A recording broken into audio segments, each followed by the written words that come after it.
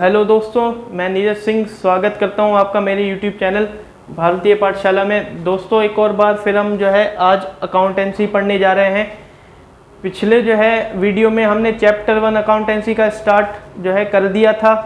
तो उसके आगे जो टॉपिक रह रहे थे, तो उसके आगे के जो टॉपिक हैं वो आज हम पढ़ने जा रहे हैं। दोस्तों, पिछली वीडियो में मैंने अकाउंट्स क्या होता है, आइडेंटिफिकेशन, मेजरमेंट वगैरह वगैरह ये मैंने पढ़ाया था। अगर आपने पिछली वीडियो नहीं देखी तो लिंक डिस्क्रिप्शन में है, जाके एक बार देख लीजिएगा। और वैसे ही मैंने प्लेलिस्ट भी बना रखी है अकाउंटिंग की, वो आप जाके देख सकते हो। ये course national institute of open schooling ये इनका है। हालांकि दोनों कुछ फ़र्क नहीं रहता, लेकिन कुछ कुछ टॉपिक का फ़र्क रहता है एज़ कम्पेयर टू सीबीएसई। हम देखें, सीबीएसई में टॉपिक उनके ज़्यादा होते हैं और एनआईयूज़ में बेसिक से स्टार्टिंग होती है। जैसे कि बेसिक से चैप्टर वाइज दे रखा है और आगे आगे एडवांस होता जाता है। तो दोस्तों, आइए बिना देरी किए इस वीडियो को शुरू करते हैं।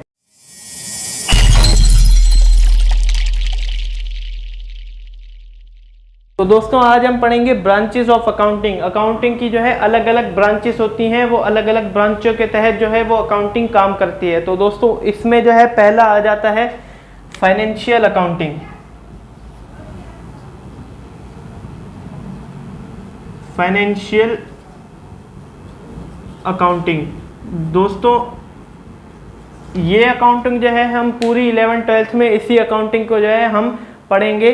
फाइनेंशियल अकाउंटिंग मॉनेटरी टर्म्स में, यानी कि मनी के मेजर करके अकाउंट को रिकॉर्ड करती है और वो रिजल्ट यूज़र से कम्युनिकेट करता है। जैसे पिछली वीडियो में मैंने आपको समझाया था कि यूज़र क्या होते हैं, उनसे कम्युनिकेट करना क्या होता है। यानी कि इसमें प्रॉफिट लॉस वगैरह सारा सिस्टमेटिक मैनर से हम इसको रिकॉर्ड करते हैं और आगे एनालाइज करते हैं और कम्युनिकेट करते हैं यूज़र्स से। यूज़र्स को हम रिजल्ट उसको बताते हैं। इसमें सारे प्रॉफिट लॉस मॉनेटरी टर्म्स में, यानी कि पैसे के फॉर्म में जो भी ट्रांजेक्शन्स होती हैं, उसको हम इस अकाउंटिंग के तहत, फाइनेंशियल अकाउंटिंग के ये काम होता है इनका, इसमें हम रिकॉर्ड करते हैं। तो दूसरा जो आ जाता है इसमें, वो है कॉस्ट अकाउंटिंग।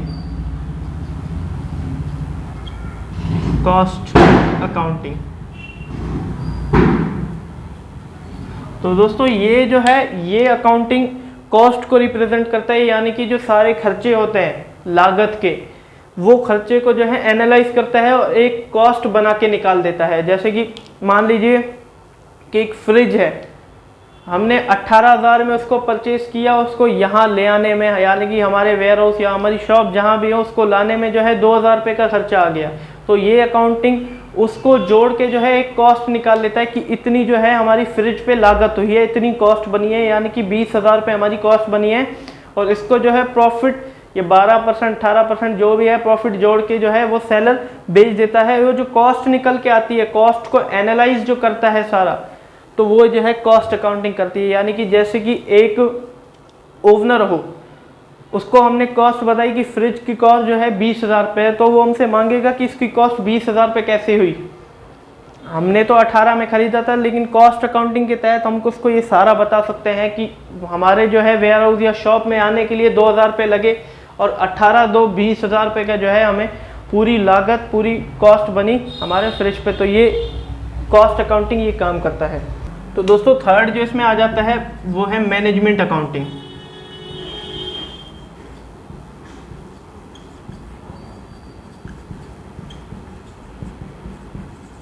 मैनेजमेंट अकाउंटिंग ये सारी ये अकाउंटिंग मैनेजमेंट से रिलेटेड है।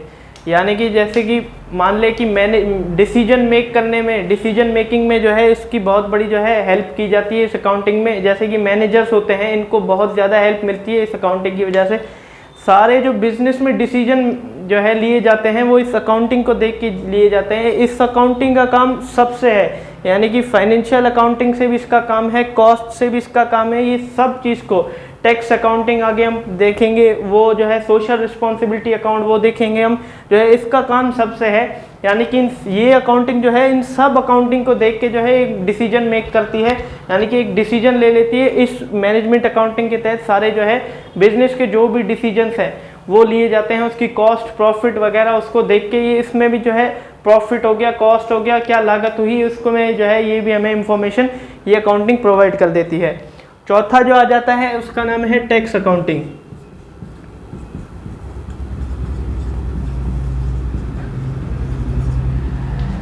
टैक्स अकाउंटिंग, अकाउंटिंग किसके लिए की जाती है? For the purpose of tax. Tax को जो है कैलकुलेट करने में, या इनकम टैक्स, जीएसटी जो है, जीएसटी, इनकम टैक्स, इसको जो है कैलकुलेट करने में, यानी कि इसके लिए जो अकाउंटिंग की जाती है वो सारी जो है टैक्स अकाउंटिंग में की जाती है। जैसे कि कितना परसेंट लगाना है वगैरह वगैरह जो है, CGST, SGST, IGST वगैरह वगैरह जो है, ये सारी अकाउंटिंग जो है टैक्स अकाउंटिंग में की जाती है। तो फिफ्थ जो इसमें आ जाता है वो है सोशल अकाउंटिंग। ये अकाउंटिंग जो है सारी सोशल से रिलेटेड है, यानी कि समाज से रिलेटेड है। समाज पे जो है वो बिजनेसमैन, उसका समाज से क्या लेना देना है, जैसे कि समाज को वो क्या दे रहा है वगैरह वगैरह, ये सारी जो है ये सोशल जो है, सोशल अकाउंटिंग में ये सारी की जाती है। कि सोशल यानी कि समाज, जैसे समाज के लिए कितना खर्चा हुआ उस बिजनेसमैन का, ये जो है रिकॉर्ड करने में सोशल अकाउंटिंग का जो है यूज़ किया जाता है। ये जो है पांचों अकाउंटिंग कैश में होनी चाहिए। जैसे कि मॉनेटरी टर्म्स, मनी में जो है रिकॉर्ड होनी चाहिए। जैसे कि फाइनेंशियल अकाउंटिंग हमने पढ़ा कि उसको रिकॉर्ड कर दिया हमने, उसको मॉनेटरी टर्म में मेजर किया, फिर उसको रिकॉर्ड किया, फिर उसको जो है बैलेंस शीट बनाया, प्रॉफिट एंड लॉस निकाला, ये सारी कैश में। कॉस्ट भी जो है कैश में ही जो है रिकॉर्ड की जा सकती है। और मैनेजमेंट अकाउंट, ये जो है सारे अकाउंटिंग में इनका काम है, यानी कि फिर भी ये जो है कैश में ही सारे जो है इसका मैनेज करने के लिए, कॉस्ट, फाइनेंस, ये जो है हमें इंफॉर्मेशन प्रोवाइड करने के लिए मैनेजमेंट भी जो है कैश में आ जाता है। और टैक्स भी जो है कैश में, यानी कि मनी के टर्म्स में होता है। और सोशल में, इसको हम कैश में ऐसे रिप्रेजेंट करेंगे कि जैसे कि सोशल, एक बिजनेसमैन ने जो है सोशल वर्क, सोशल के लिए जो किया, जितना पैसा खर्चा किया वो जो है वो कितना हुआ, प्रॉफिट कितना हुआ, से प्रॉफिट हुआ, और कितना जो है एक्सपेंस किया उसने सोशल पे, ये सारी जो है अकाउंटिंग इसमें रिकॉर्ड की जा सकती है। तो दोस्तों आइए हम पढ़ते हैं ऑब्जेक्टिव ऑफ अकाउंटिंग, यानी कि अकाउंटिंग के जो है वो क्या क्या ऑब्जेक्टिव हैं, उसके उद्देश्य क्या है, वो किस लिए बनी है वो अकाउंटिंग, इसके बारे में हम जो है पढ़ते हैं। पहला जो इसमें पॉइंट आ जाता है वो है फाइंडिंग आउट वेरियस बैलेंसेस।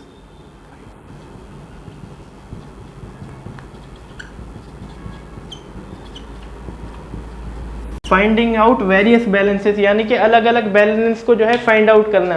यानी कि जैसे दोस्तों कैश का बैलेंस हो गया, बैंक का बैलेंस हो गया, सेल्स का बैलेंस हो गया, कितनी सेल्स हुई, परचेज का बैलेंस हो गया, कितनी परचेज हुई, वो हमें जो है ये प्रोवाइड करता है अकाउंटिंग। अकाउंटिंग की वजह से हमें कैश का बैलेंस, बैंक का बैलेंस, कि हमारे पास कैश कितना है, हमारे पास बैंक में बैलेंस कितना है, और हमारी सेल्स कितनी हुई, हमारे परचेज कितने हैं, और हमारे एक्सपेंसेस कितने हुए, खर्चे कितने हुए, और इनकम कितनी हुई हमारी, ये जो है अकाउंटिंग की वजह से हमें पता लगता है। तो दोस्तों दूसरा पॉइंट में जो है आ जाता है वो है providing knowledge of transaction. Accounting जो है हमें नॉलेज प्रोवाइड करता है ट्रांजैक्शंस की, जैसे कि उसको सिस्टमेटिक मैनर से कैसे रिकॉर्ड किया जाता है, वो नॉलेज हमें जो है अकाउंटिंग प्रोवाइड करता है। आगे के जो है चैप्टर्स होंगे वो उसमें जो है सिस्टमेटिक मैनर से उसको ट्रांजैक्शन को कैसे रिकॉर्ड किया जाता है वो मैं आपको बताऊंगा। जर्नल एंट्री से कहा जाता है, उसे जो है हम पढ़ेंगे। ये जो है अकाउंटिंग हमें ये भी नॉलेज जो है प्रोवाइड कर देता है कि उस एंट्री को, यानी कि उस ट्रांजैक्शंस को सिस्टमेटिक मैनर से कैसे रिकॉर्ड किया जाता है। थर्ड पॉइंट जो आ जाता है वो है एसर्टिंग नेट प्रॉफिट और लॉस।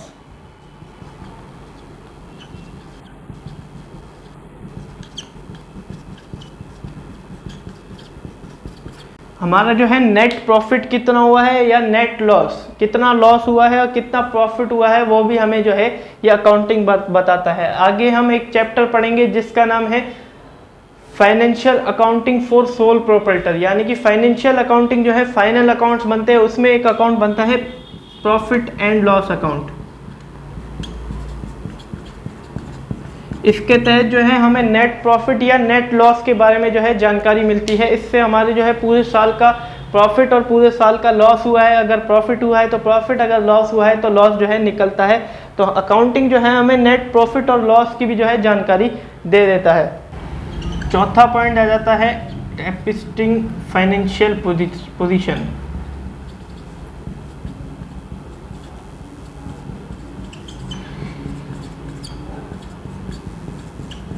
तो दोस्तों हमारी जो है बिजनेस की फाइनेंशियल पोजीशन को भी जो है ये अकाउंटिंग बताता है। उसी चैप्टर में financial accounting for sole proprietor, उसी फाइनल अकाउंट के चैप्टर में एक बैलेंस शीट बनती है जिसे जो है फाइनेंशियल स्टेटमेंट भी कहा जाता है। उसमें जो है हमें हमारे बिजनेस की क्या कंडीशन है, फाइनेंशियल जो है पोजीशन क्या है, हमारे बिजनेस की फाइनेंशियल पोजीशन क्या है, वो जो है हमें ये अकाउंटिंग ही बताता है बैलेंस शीट के तहत। जैसे कि नेट प्रॉफिट और नेट लॉस निकालने के लिए हम P&L अकाउंट बनाते हैं, और वैसे ही हम फाइनेंशियल पोजीशन निकालने के लिए अपने बिजनेस की तो हम उसमें बैलेंस शीट बनाते हैं। तो ये सब जो है अकाउंटिंग की वजह से होता है। हमारी कंडीशन भी बता देता है बिजनेस की, और हमारा प्रॉफिट लॉस वगैरह ये भी बता देता है हमें। इसमें पांचवा पॉइंट जो आ जाता है वो जो हमें इंफॉर्मेशन मिलती है, इंफॉर्मेशन टू ऑल यूजर्स। ये सारी जो है इंफॉर्मेशन यूजर्स के तहत, यूजर्स मैंने आपको पिछली वीडियो में बता दिया था हमें यूजर्स क्या होते हैं, जो हमारी बिजनेस को चलाने में मदद कर रहे हैं। यानी कि जैसे कि हमारे क्रेडिटर्स, हमारे जो है देनदार होते हैं, और देनदार जो होते हैं हमारे, वो जो है हमारे बिजनेस को चला रहे होते हैं, वो उधार पे हमें जो है माल दे देते हैं। जैसे कि मान लीजिए कि फाइनेंशियल इंस्टीट्यूशन हो गए जहाँ से हमने लोन ले रखा हो, वो भी जो है हमारे यूजर्स माने जाएंगे, क्योंकि वो भी हमारे जो है बिजनेस को चला रहे हैं। तो वो भी जो है इंफॉर्मेशन मांगेगी हमारे बिजनेस की। तो ये जो है अकाउंटिंग की वजह से जो है हम सारे अपने यूजर्स को इंफॉर्मेशन जो है प्रोवाइड कर सकते हैं। दोस्तों आइए हम पढ़ते हैं फंक्शंस ऑफ अकाउंटिंग, यानी कि जो है अकाउंटिंग के क्या क्या काम है, क्या क्या फंक्शंस है, उसको हम पढ़ते हैं। तो पहला इसमें आ जाता है मेंटेन सिस्टमैटिक रिकॉर्ड।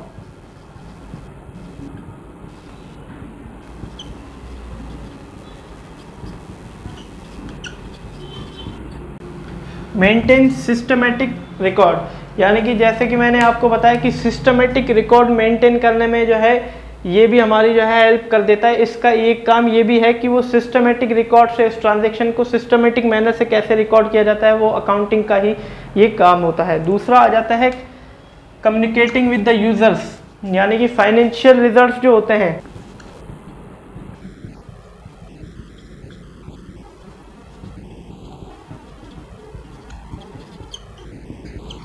यानी कि जैसे कि हमने प्रॉफिट और लॉस अकाउंट भी बना दिया, अपना प्रॉफिट भी निकाल लिया, और हमारी जो है कंडीशन भी पता लग गई बैलेंस शीट के द्वारा हमारे बिजनेस की क्या कंडीशन है। वो सारे जो फाइनेंशियल रिजल्ट्स निकलते हैं उसको कम्युनिकेट करता है यूजर्स से। यूजर्स हमारे, जैसे कि मैंने आपको बताया, हमारे बिजनेस में जो है चलाने में जो मदद कर रहे हैं, उससे जो है कम्युनिकेट करने में, फाइनेंशियल रिजल्ट कम्युनिकेट करने में भी जो है ये भी एक अकाउंटिंग का जो है काम होता है। तीसरा जो आता है मीटिंग लीगल रिक्वायरमेंट्स।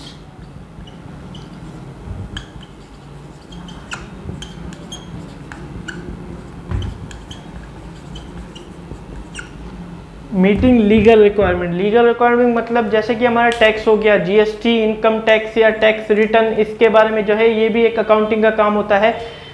टैक्स पे करने में, जैसे कि इनकम टैक्स वगैरह हो गया, कंपनी एक्ट वगैरह, इस लॉ के बारे में भी जानकारी देना, ये टैक्स पे करने, रिटर्न भरने वगैरह, ये भी जो है अकाउंटिंग का एक काम आ जाता है। चौथा जो दोस्तों इसमें आ जाता है वो है फिक्सिंग रिस्पॉन्सिबिलिटी।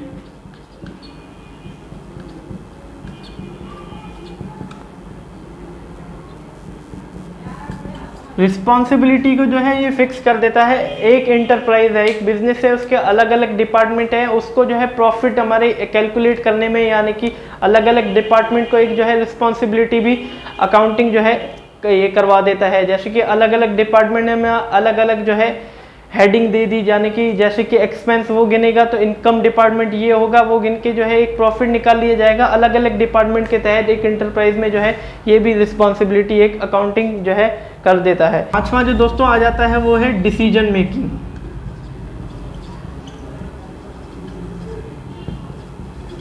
जैसे कि दोस्तों कोई इन्वेस्टर्स हैं हमारे बिजनेस के, या हमारे बिजनेस के कोई क्रिएटर्स हैं वगैरह, यहाँ से जहाँ से हमने लोन लिया है, उस अकाउंटिंग का ये भी काम होता है कि वो उनको डिसीजन मेकिंग करने में भी सहायता करता है। जैसे कि हमने जो है ज़्यादा ही कुछ प्रॉफिट कर लिया, हमारी जो है फाइनेंशियल कंडीशन जो होती है हमारे बिजनेस की वो भी बहुत ही अच्छी हो, तो लोग जो है हमारी कंपनी या हमारे बिजनेस के शेयर्स और ज़्यादा खरीदेंगे, हमारे इन्वेस्टर जो है वो और ज़्यादा बढ़ेंगे। ये भी काम जो है अकाउंटिंग कर देता है। धन्यवाद दोस्तों मेरी वीडियो एंड तक देखने के लिए। अगली वीडियो में जो है हम आगे के टॉपिक्स को कवर करेंगे। अगली वीडियो में हम जो है एडवांटेजेस ऑफ अकाउंटिंग, अकाउंटिंग के क्या क्या एडवांटेज हैं और लिमिटेशंस यानी कि डिसएडवांटेजेस, वो भी हम जो है अगली वीडियो में पढ़ेंगे। तो दोस्तों अगर आपको मेरी वीडियो अच्छी लगती हो तो अपने फ्रेंड्स के साथ वो वीडियो ज़रूर शेयर करें और मेरी वीडियो को लाइक करें और मेरे चैनल को ज़रूर सब्सक्राइब करें, ताकि जो है रोज़ आती हैं वीडियो वो आपको पहले जो है वो मिल जाए। तो धन्यवाद दोस्तों।